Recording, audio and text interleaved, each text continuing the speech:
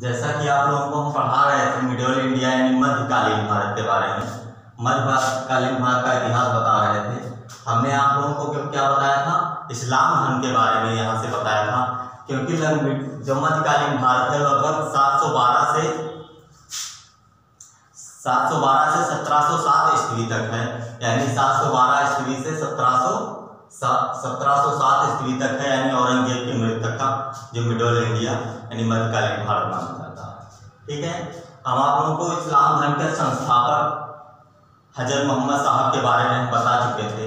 जब हजरत मोहम्मद साहब की मृत्यु हुई तो ये हुआ कि अब उनका अगला उत्तराधिकारी कौन होगा, जो इस्लाम धर्म को आगे बढ़ाएगा, वो उनका इस्लाम धर्म का अगला उत्तराधिकारी कौन होगा, यानी हजरत मोहम्मद साहब का अगला उत्तराधिकारी कौन होगा। तो देखिए, इस्लाम धर्म के जो अगले उत्तराधिकारी के लिए दावेदार थे वो उन्हीं के सन इन लॉ यानी दामाद अली थे, और दूसरे थे अबू बकर। ठीक है, यानी ये दो लोग इस्लाम धर्म के अगले उत्तराधिकारी के लिए क्या थे? अगले उत्तराधिकारी के लिए ये दोनों लोग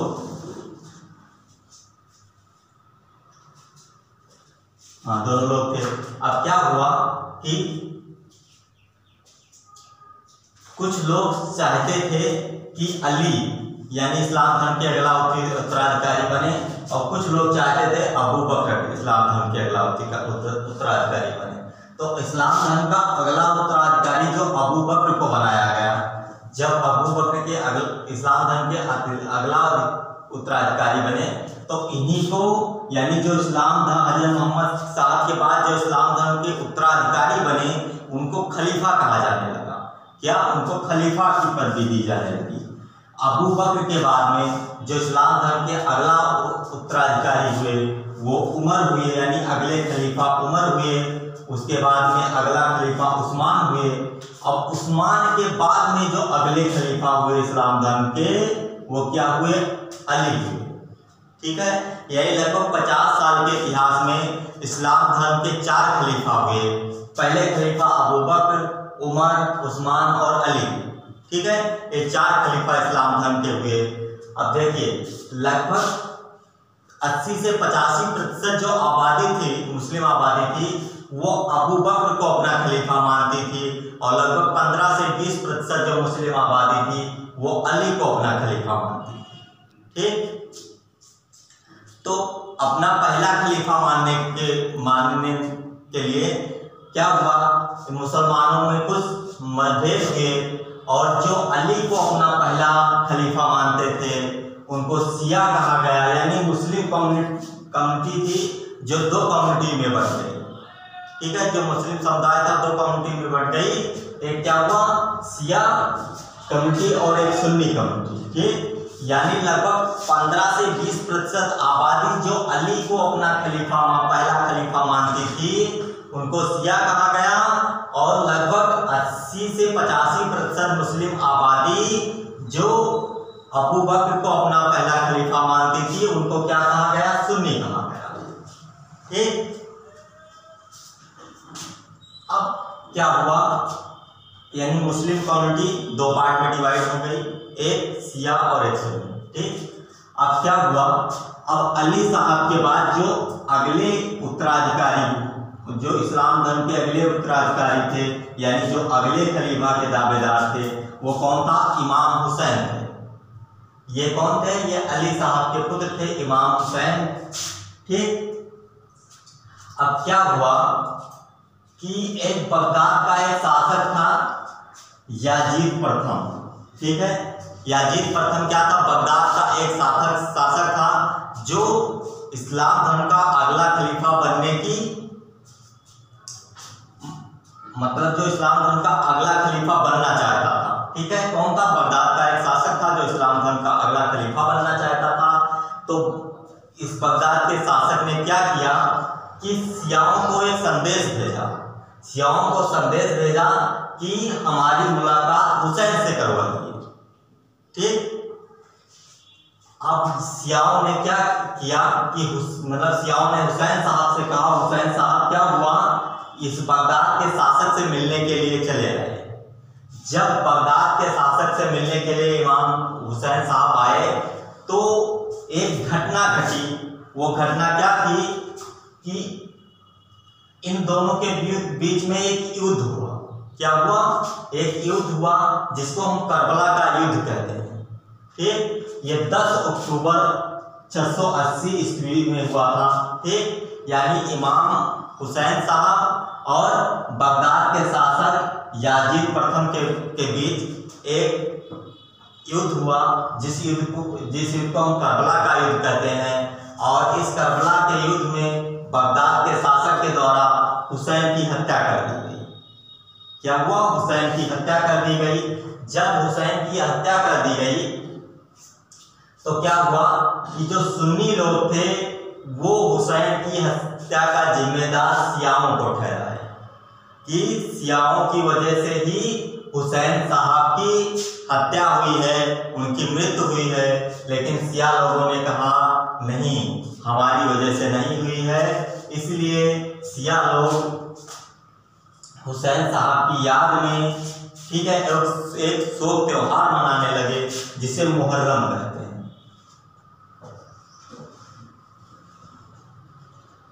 क्या कहते हैं? जिसे मुहर्रम कहते हैं। देखिए, जो मुहर्रम मनाया जाता है वो केवल शिया कम्युनिटी के द्वारा मनाया जाता है, ना कि सुन्नी के द्वारा। ठीक, यानी जो 15 से 20% आबादी थी शियाओं की, जो अली को अपना पहला खलीफा मानती थी, उन्हीं के द्वारा क्या हुआ? मुहर्रम त्योहार मनाया जाने लगा। ये क्या कैसा त्योहार है? एक शोक त्योहार है और हुसैन साहब की याद में ये त्योहार मनाया जाता है। ठीक, अब क्या हुआ? जब हुसैन साहब की हत्या कर दी गई बगदाद के शासक के द्वारा, तो सुन्नियों ने ये कसम खाई कि हम इस पृथ्वी से एक एक शियाओं को खत्म कर देंगे, यानी शियाओं का अंत कर देंगे पूरी तरह से। तो क्या हुआ? एक नया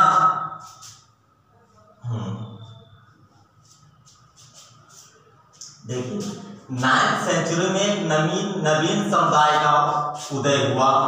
9th सेंचुरी में नवीन समुदाय का उदय हुआ जिसको सूफी समुदाय कहते हैं। क्या कहते हैं? जिसको सूफी समुदाय कहते हैं। ठीक, देखिए, एक नई ये सूफी समुदाय का उदय क्यों हुआ? ये शिया और सुन्नियों के बीच जो मतभेद था, उस मतभेद को दूर करने के लिए क्या हुआ? एक नई समुदाय का डेवलप हुआ, एक न्यू कम्युनिटी का डेवलप हुआ, जिसको क्या कहते हैं? सूफी समुदाय कहते हैं। ये सूफी समुदाय जो थी, ये सूफियों का कहने का मतलब ये था कि अल्लाह, ये लोग अल्लाह को ही मानते थे, उसी से प्रेम करते थे, उसी से मोहब्बत करते थे और उसी के लिए ही सूफी म्यूजिक गाते थे। यानी सूफी म्यूजिक, यानी सूफीज़म इन्होंने स्टार्ट किया, सूफी म्यूजिक स्टार्ट किया और इनका मेन मकसद था शिया और सुन्नी के बीच मतभेद को कम करना। ठीक, यानी क्या हुआ? 7 to 9 सेंचुरी के बिटवीन लगभग सऊदी अरब में 3 कम्युनिटी डेवलप हो गई, एक शिया, सुन्नी और सूफी। ठीक है, यानी ये 3 कम्युनिटी, यानी मुस्लिम जो कम्युनिटी थी उसमें 3 समुदाय डेवलप हो गए, एक शिया, सुन्नी और सूफी समुदाय डेवलप हो गए। ठीक, अब क्या हुआ?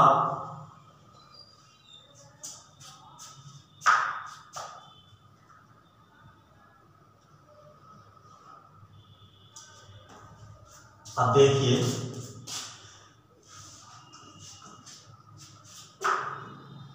अब यानी इन तीनों कम्युनिटी के बाद में जो क्या हुआ? जो खलीफा की पदवी थी, यानी खलीफा का जो पद था वो कहाँ चला गया? दमिश्क, यानी जो सीरिया की कैपिटल है, सीरिया की राजधानी थी, यानी दमिश्क में चला गया। और किस वंश के पास चला गया? उमैयद वंश के पास। ठीक है, यानी उमैयद वंश के जो सुल्तान थे वही क्या हुआ करते थे? खलीफा हुआ करते थे। ठीक है, अब क्या हुआ? इन उमैयद वंश के सुल्तानों ने, यानी उमैयद वंश के खलीफाओं ने क्या सोचा? उमैयद वंश के जो खलीफा थे उन्होंने क्या सोचा कि इस्लाम धर्म का उन्होंने प्रचार प्रसार करना स्टार्ट किया। ठीक, और इस्लाम धर्म का प्रचार प्रसार करने के लिए जो अरब के जितने भी शासक थे उनको क्या किया गया, यानी विश्व के अलग अलग देशों में भेजा गया इस्लाम धर्म का प्रचार प्रसार करने के लिए। ठीक, अब क्या हुआ, उसी में से हमारा भारत देश एक था, ठीक है, जहां पर भी मुस्लिम शासक आए इस्लाम धर्म का प्रचार प्रसार करने के लिए। और क्या हुआ, यहीं पर क्या होता है, भारत में अरबों का आक्रमण होता है, यानी भारत में मुस्लिम शासक यहीं से प्रवेश करते हैं, यानी भारत में अरबों का आक्रमण, यानी भारत में मुस्लिम शासकों का आक्रमण होता है।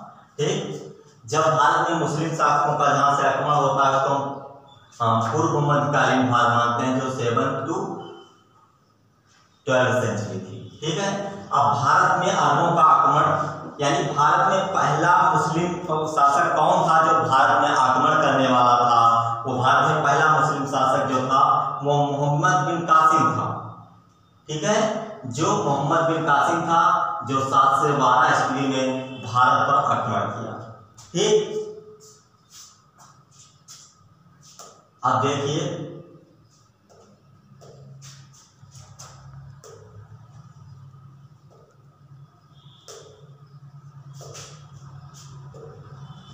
भारत में मोहम्मद बिन कासिम भारत में आक्रमण क्यों किया। ठीक है, यानी भारत में आक्रमण क्यों किया, क्या रीजन थे, तो आइए समझते हैं इसके बारे में। देखिए, उस समय भारत में प्रवेश करने के लिए केवल एक मार्ग हुआ करता था, वो सिंध प्रांत था। ठीक है, सिंध प्रांत जो प्रेजेंट टाइम में कहां पर पड़ता है, पाकिस्तान में लगभग पड़ता है। तो इस सिंध से ही क्या था, यानी भारत में प्रवेश करने का एक ही मार्ग था, जो क्या था, सिंध था।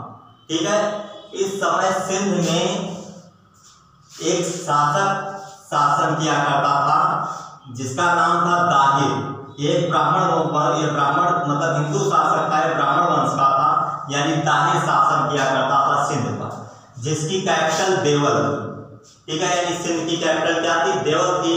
और लगभग अरब के ज्यादा से ज्यादा व्यापार कहां से हुआ, ज्यादा से ज्यादा व्यापार जो हुआ करते थे ये देवल, यानी देवल एक बंदरगाह भी था। देवल पर एक बंदरगाह था, जिस बंदरगाह से अरबियंस के जो शिप हुआ करते थे, जहाज हुआ करते थे, यानी व्यापारी जहाज हुआ करते थे, वो इस बंदरगाह से जाया करते थे। लगभग ऐसे बहुत कई सारे देशों के जो जहाजी बेड़े हुआ करते थे वो देवल बंदरगाह से गुजरा करते थे। तो क्या होता था, यहाँ पर दाहिर के सैनिकों के द्वारा उन जहाजी बेड़ों को लूट लिया जाता था। ठीक, ऐसा ही हुआ जब अरबियंस का एक मतलब जहाजी बेड़ा जब देवल बंदरगाह से गुजर रहा था, तो क्या हुआ, दाहिर के शासकों के द्वारा उस जहाजी बेड़े को क्या किया गया, लूट लिया गया। जब उसको लूट लिया गया तो ये बात कहां तक पहुंची, उमय्यद वंश के शासकों तक ये बात पहुंची, उमय्यद वंश के शासकों तक पहुंची। और उमय्यद वंश के शासकों ने क्या किया, यानी दाहिर के पास एक संदेश भेजा कि जो आपने लूटपाट किया है उस लूटपाट की भरपाई कर दें, अन्यथा इसका आपको अंजाम करना पड़ेगा। तो दाहिर ने उस लूटपाट की भरपाई करने से इनकार कर दिया। उसी समय उमय्यद वंश का जो एक गवर्नर था, एक शासक था, वो अरब में शासन किया करता था, जिसका नाम अल-हजाज था। क्या नाम था, अल-हजाज था। और अल-हजाज का ही सेनापति हुआ करता था मोहम्मद बिन कासिम। ठीक है, उस समय अरब का एक शासक था अल-हजाज। ठीक, अल-हजाज का ही सेनापति हुआ करता था मोहम्मद बिन कासिम।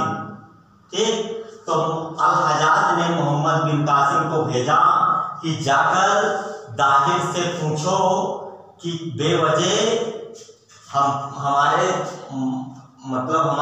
जहाज को लूटने की वजह क्या वजह थी, बेवजह युद्ध क्यों करना चाह रहे थे। तो क्या हुआ, मोहम्मद बिन कासिम ने 712 ईस्वी में सिंध पर आक्रमण किया। ठीक है, 712 ईस्वी में सिंध पर आक्रमण किया और सिंध पर क्या कर लिया, अधिकार कर लिया। किसने, मोहम्मद बिन कासिम ने 712 ईस्वी में सिंध पर आक्रमण किया और सिंध पर अधिकार कर लिया। सिंध पर अधिकार करने के बाद दाहिर की क्या कर दी गई, हत्या कर दी गई। ठीक, यानी मोहम्मद बिन कासिम के द्वारा दाहिर की हत्या कर दी गई। अब क्या हुआ, जब मोहम्मद बिन कासिम के द्वारा दाहिर की हत्या कर दी गई तो मोहम्मद बिन कासिम ने क्या बताया, जो यानी सिंध प्रांत के लोग थे उनके समक्ष दो ऑप्शन रखे, या तो वो इस्लाम धर्म को स्वीकार कर लें, यानी जो अब क्या बताया मोहम्मद बिन कासिम ने कि सिंध लोग के लोगों को कि आपकी रक्षा की जिम्मेदारी जो थी वो किसकी थी, दाहिर की थी। अब दाहिर तो रहा नहीं, तो आपकी रक्षा की जिम्मेदारी अब हमारी है।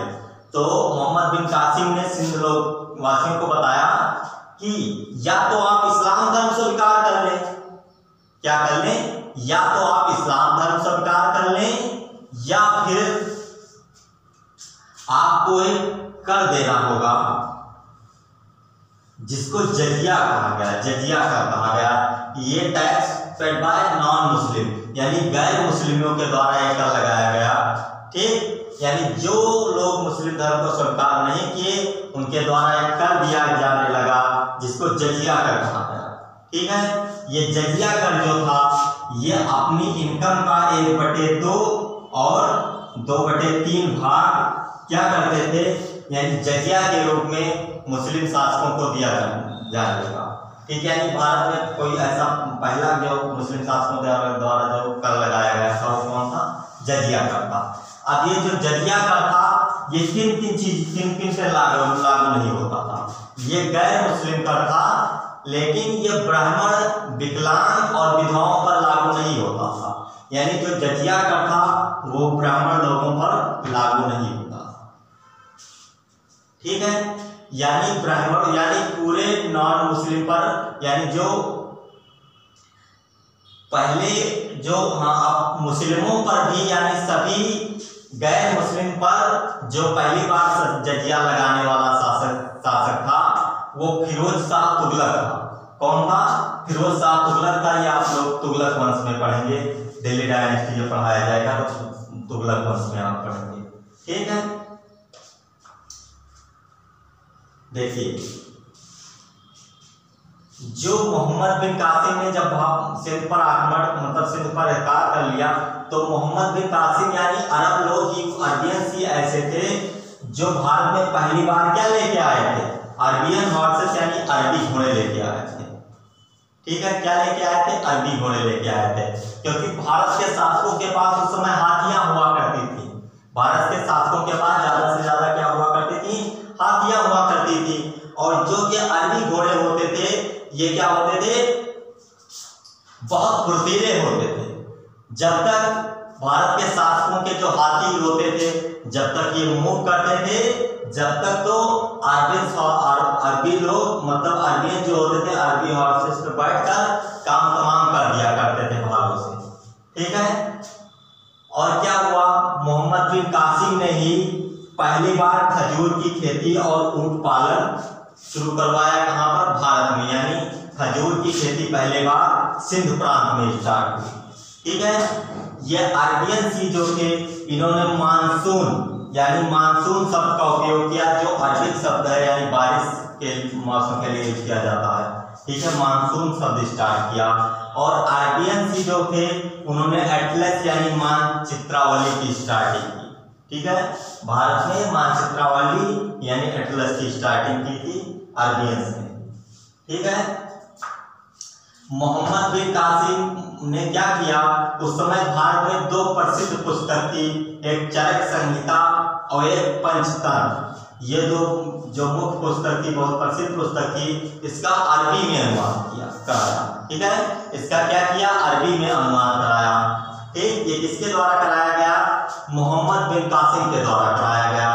और मोहम्मद बिन कासिम के द्वारा ही गोल्डन कॉइन चलवाए गए। क्या चलवाए गए, गोल्डन कॉइन चलवाए गए भारत में, जिसको दिरहम कहा जाता था। क्या कहा जाता था? दिरहम।